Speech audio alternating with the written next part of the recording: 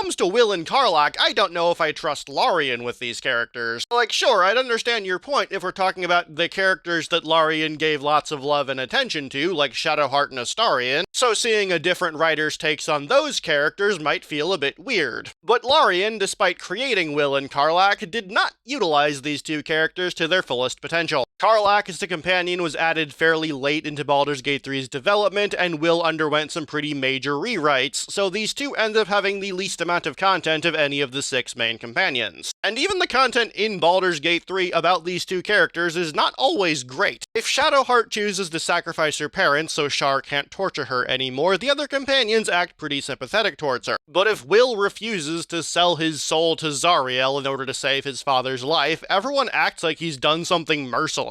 And you can still save Will's father if you break his contract, it's just that Mizora is gonna make things difficult. Also, whether or not Wyll breaks his Warlock contract is left entirely up to the player, whereas Shadowheart has a hidden calculation going on in the background based on previous conversations that determines whether or not she wants to save her parents. As for Karlach, her questline just feels unfinished. Act 3 has tons of infernal iron, and it's just vendor trash, you can't do anything with it. Similarly, Dammon has his own shop called the Forge of the Nine, and it serves no purpose. Dammon is also just a vendor. Additionally, there's hints of a bad version of Karlach's story where she consumes too many soul coins, but that also has no bearing on anything. With all of that in mind, the idea of another game developer handling Wyll and Karlach at least as well as or even better than Lorien is not a tall order.